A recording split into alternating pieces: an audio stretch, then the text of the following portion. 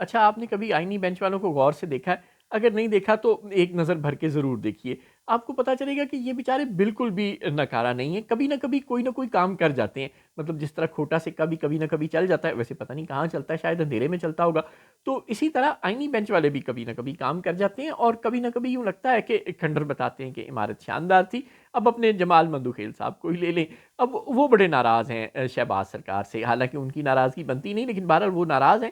وہ کہہ رہی ہیں کہ موسمیاتی تبدیلی ایک سنگین مسئلہ ہے اور حکومت کو چیتے کی رفتار سے چلنا چاہیے، لیکن وہ کچھوے کی رفتار سے چل رہی ہے۔ پہلی تو بات یہ ہے کہ سپریم کورٹ کا موسمیاتی تبدیلی اور اس کے معاملات سے کیا تعلق، اور اگر تعلق ہے بھی تو آئینی بینچ کا کیا تعلق؟ جی ہاں، آئینی بینچ کا تعلق ہر چیز سے ہے۔ جس طرح بیگانی شادی میں عبداللہ دیوانہ ہوتا ہے اور عبداللہ کا تعلق ہر چیز سے ہوتا ہے، اسی طرح پاکستان میں اب آئینی بینچ کا تعلق ہر چیز سے ہے۔ کوئی بھی ایسا فیصلہ جو کوئی جج آزادی سے دے سکتا ہو اور حکومت کو کوئی ایسا حکم دے سکتا ہو جو کہ اسے پسند نہ ہو،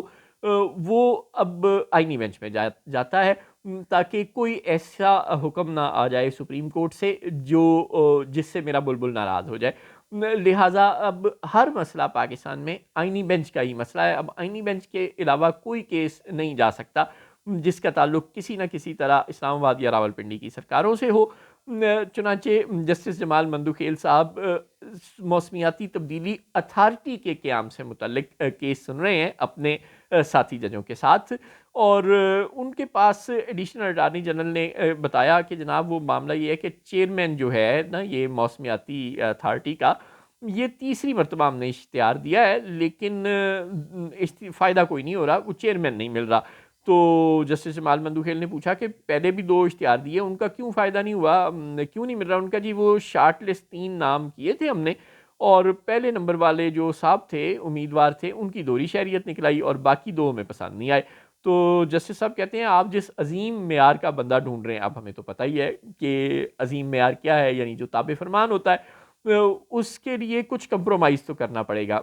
جمال مندوخیل صاحب کو سچی مچی شاید لگ رہا ہے کہ کوئی واقعی حکومت کوئی موسمی ماہر ڈھونڈ رہی ہے، حالانکہ ایسا کچھ نہیں ہے۔ ظاہر ہے حکومت کو آئینی بینچ جیسے لوگ ڈھونڈ رہی ہوگی، اب سارے ہیرے تو آئینی بینچ میں آ گئے ہیں، تو موسمیاتی تبدیلی کے لیے بچے نہیں ہوں گے، ایسا کوئی آدمی چاہیے ہوگا جو یس باس کرے، اور وہ شاید نہیں مل رہا ہوگا۔ لیکن جمال مندوخیل صاحب کو لگ رہا ہے کہ حکومت کوئی موسمیاتی امور کا ماہر ڈھونڈ رہی ہوگی۔ وہ کہتے ہیں کہ آپ کو جو ہیرا چاہیے وہ تو ذرا مشکل سے ملے گا، تو آپ ایسے کریں کوئی کمپرومائز کرنے، کوئی چھوٹا موٹا بندہ جو ہے نا وہ تعینات کر لیں۔ اور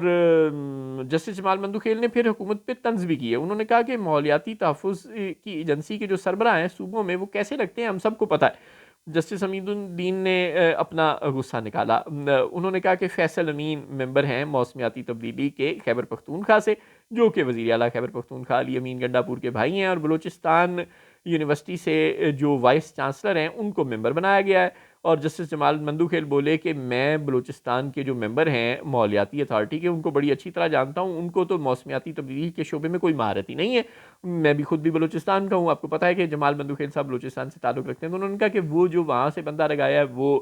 کسی کام کاج کا نہیں ہے، وہ موسمیاتی امور کا ماہر نہیں ہے۔ تو اٹارنی جنرل نے کہا جناب گھبراؤ نا، تسی کہندے ہوتے تبدیل کرا دیاں گے، خیبر پختونخوا دا ممبر بھی بدل دیاں گے، بلوچستان دا بھی بدل دیاں گے، وہ صوبیاں نو جا کے کہہ دینا میں ہونے کہ ایویں کرو کہ اے دوویں کٹ دے ہوتے ٹیکنوکریٹ لا دو۔ اب ایڈیشنل اٹارنی جنرل کے کہنے پہ گنڈا پور صاحب اور سرفراز بگٹی صاحب اسی وقت اپنے اپنے ممبر کو واپس لے لیں گے اور نئے ممبر لگا دیں گے، سبحان اللہ۔ تو بس صرف ڈنگ ٹپاؤ پالیسی ہے، صرف کام چلایا جا رہا ہے، صرف اپنی مرضی کے ہیرے ڈھونڈنے جا رہے ہیں۔ سب کو پتہ ہے، عدالت کو پتہ ہے کہ ہر جگہ پہ کمپرومائزڈ بندے لگتے ہیں۔ عدالت کے جج صاحبان خود بتا رہے ہیں کہ خیبر پختونخوا اور بلوچستان میں موسمیاتی تبدیلی کے جو ممبران ہیں وہ کس طرح لگ رہے ہیں، اور وہ خود بتا رہے ہیں کہ آپ جو اسلام آباد میں بھی ممبر ڈھونڈ رہے ہیں، ہمیں اصل میں پتہ ہے کہ آپ کو کس طرح کا بندہ چاہیے، لیکن صرف ڈرامے بازی جاری ہے، صرف ٹائم ٹیکنگ اور ڈیلیئنگ ٹیکٹکس جاری ہیں۔ بیان ہی جس طرح سپریم کورٹ اپنی مرضی کے کیسز لگاتا ہے اور اپنی جو کیسز ان کو لگتا ہے کہ وہ ان کے آقاؤں کے مفادات کے خلاف ہو سکتے ہیں، وہ آئینی بینچ نہیں لگاتا۔ اسی طرح یہاں بھی ہو رہا ہے کہ موسمیاتی تبدیلی کا پاکستان اور پاکستانی عوام سے کوئی تعلق ضرور ہو سکتا ہے، لیکن سرکار کے مفادات سے اس کا براہ راست کوئی تعلق نہیں، لہٰذا سرکار کہتی ہے کہ بھاڑ میں جائے موسمیاتی تبدیلی اور اس کی اتھارٹی، اور جسٹس جمال مندوخیل کو چاہے وہ کچھوے کی رفتار سے کام کرتے لگے، لیکن وہ بالکل ٹھیک کام کر رہے ہیں، وہ ویسے ہی ڈیلیئنگ ٹیکٹک سے کام لے رہے ہیں جیسے کہ سپریم کورٹ اپنی ناپسندیدہ کیسز کے متعلق ڈیلیئنگ ٹیکٹک سے کام لیتا ہے۔ لہٰذا اگر آپ کو واقعی لگتا ہے کہ پاکستان میں کبھی کوئی عوامی مفاد کا کام ہو جائے گا اور ایسی کوئی اتھارٹی بنے گی، اور پھر جب وہ بنے گی تو وہ کوئی عوامی مفاد کا کام بھی کرے گی، تو ایسا کچھ نہیں ہوگا۔ نہ تو فیصل امین موسمیاتی امور کے ماہر ہیں، نہ بقول جسٹس جمال مندوخیل کے بلوچستان کے جو ممبر ہیں وہ ماہر ہیں، اور نہ ہی باقی صوبوں کے ماہر ہوں گے سچ مچ میں، اور نہ ہی ہم دیکھیں گے کہ جب کبھی اس اتھارٹی کو، جو کہ 2017 سے اس کا بل رول رہا ہے اور یہ اتھارٹی بنی ہوئی ہے، تو سپریم کورٹ میں یہ بھی زیر بحث آیا کہ نہ تو ابھی اس اتھارٹی کے لیے رولز بن سکے ہیں، یعنی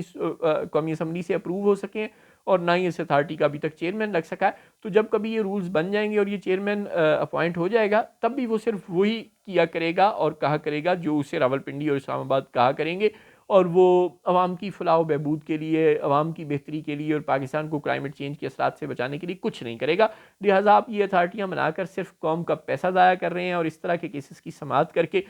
صرف سپریم کورٹ کا وقت ضائع کر رہے ہیں۔ آئینی بینچ کو کہیں کہ آپ کی مرضی کے اور بڑے کیس ہیں، ان کو سن لے، چھوڑے اس کیس کو۔